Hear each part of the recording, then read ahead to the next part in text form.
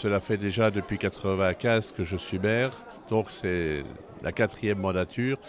J'ai toujours beaucoup de passion pour la commune de Cattenom et envie de servir Cattenom et ses habitants avec la même force et la même volonté que j'avais en 1995.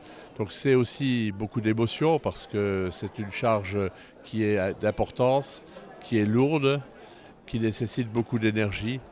Mais je veux encore continuer à travailler pour tous les habitants de Cattenom et que le village de Cattenom soit encore agréable à vivre. Voté unanimement par les 23 conseillers municipaux, c'est désormais officiel. Michel Chibi est devenu maire de Cattenom pour les 6 prochaines années. Comme le nombre de conseillers a augmenté et que le travail de certains adjoints était surchargé, la municipalité cattenomoise comptera 6 adjoints, où là aussi la parité est respectée. Ainsi, Jacqueline Caron, Christine Acker et Morissette Nénig rejoignent Bernard Zéner, Jean-Pierre Milanesi et Éric Thiel et seront investis de missions qu'elles ne connaissent déjà que trop bien. Moi, j'aurai la responsabilité de la jeunesse, la commission jeunesse et sport. Donc, je vais m'investir beaucoup pour les jeunes, mais également pour les anciens, sans limite d'âge, puisqu'on fera certainement des partenariats entre les plus anciens et puis les jeunes. Mais beaucoup pour la jeunesse, parce que bon, j'y travaille et je côtoie déjà la jeunesse au quotidien. Je serai adjointe aux affaires scolaires, donc ce qui concerne les écoles élémentaires et maternelles. Je serai aussi au conseil d'administration du collège. Et donc, je vais m'investir dans le domaine que je connais le mieux, c'est-à-dire les écoles. Je serai également membre du CCAS, comme je l'étais au mandat précédent, et je participerai à l'élaboration du terroir. Place maintenant au travail pour les 13 nouveaux et les 10 anciens conseillers pour tenir les objectifs indiqués sur le tract de campagne. Ce sont des gens qui sont motivés et qui ont envie de travailler pour Cattenom. Il faudra, dès que les commissions seront constituées, que nous fassions un programme pluriannuel d'investissement. Parce que je pense que c'est fini le temps où on ne sait pas où on va et où on décide des investissements année par année. En partenariat avec le Centre Jacques Brel, l'association Arcade propose jusqu'au 17 avril à l'espace culturel Victor Hugo une exposition de peinture d'Yves Blin, peintre et graveur. Les peintres ont fait donc de la peinture sur toile, mais en même temps, ils ont voulu que leur œuvre entre dans de nombreux endroits. Alors la gravure, avec ses procédés de duplication, permettait de reproduire, non pas à l'infini, mais en plusieurs exemplaires, donc des œuvres des peintres. Donc c'est pour ça que l'appellation peintre-graveur est arrivée sur le marché. Et pour ne citer que les plus grands, Picasso, Rembrandt, Goya, qui fut un immense graveur. Dans ses œuvres, on retrouve quelques thèmes privilégiés, comme les légumes, le cirque et les animaux. Inspiré par Bruegel, Dali, Magritte, Picasso et passionné par l'univers de Goya, Yves Blin est un artiste qui s'est donné une mission à accomplir. Le rôle du peintre, c'est de nous aider à regarder, pas regarder, à voir les choses. Alors on est au supermarché, on passe devant le rayon, on regarde les artichauts, comme ça on ne les regarde pas, on passe devant. Et pourtant c'est si beau, c'est tellement bien construit, la nature l'a tellement bien fabriqué.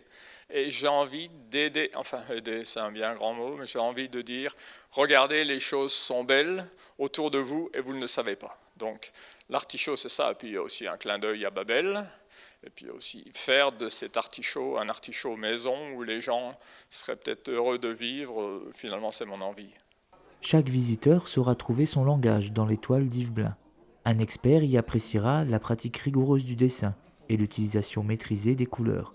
Un novice y aimera la luminosité et l'étrangeté qui s'en dégagent.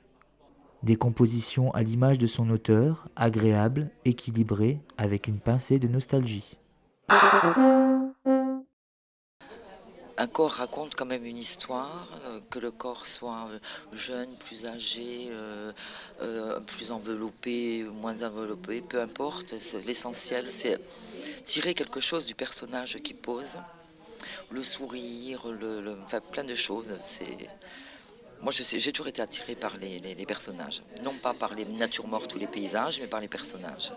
Très appréciée par ses adhérents, l'activité peinture de CLC a organisé un nouveau stage de croquis d'après modèle nu. À force d'en proposer, les organisateurs ont su faire comprendre aux participants l'intérêt de ce stage dans leur parcours artistique. L'intérêt du modèle nu, c'est que quand on arrive à dessiner ou à faire des croquis d'après un corps nu, on comprend mieux ce que c'est le dessin, hein, par rapport aux artistes comme Michel-Ange, Léonard de Vinci, qui étaient de grands dessinateurs et de grands génies. Ça nous permet de nous confronter à la technique du dessin. Et donc on peut travailler le crayon, les pastels. Et le nu, quand on a compris le corps, on peut tout dessiner. On peut aborder la nature morte, le paysage, le portrait, c'est très vaste. Donc la base pour moi c'est le nu. La présence d'un modèle, qui plus est nu, est une chance pour apprendre à dessiner un corps avec les bonnes proportions à la bonne époque. Si on regarde l'histoire de la peinture, l'histoire de l'art, l'anatomie, on voit qu'au Moyen-Âge, c'est une période où la religion elle interdit l'étude de l'anatomie et on a une stylisation du corps qui est finalement très abstraite, qui correspond à des canons de beauté à l'époque, mais à l'inverse, on se dit souvent c'est naïf, on ne savait pas le faire. Si, on savait le faire, puisque à l'Antiquité, chez les Grecs, chez les Romains, on avait des sculptures et des dessins qui étaient très réalistes. Donc c'est simplement que le dessin répond à l'époque du moment et du coup on pouvait apprendre. Quand les gens voulaient apprendre l'anatomie, ils étaient obligés de le faire dans l'égalité. Donc aujourd'hui, tout ça s'est dépassé, mais le sujet, c'est toujours la même chose, c'est apprendre à connaître le corps. Pour apprendre, Alexandre pousse ses participants à oser le trait, à trouver des solutions de courbes en fonction de la technique favorite des élèves. La base, c'est le crayon.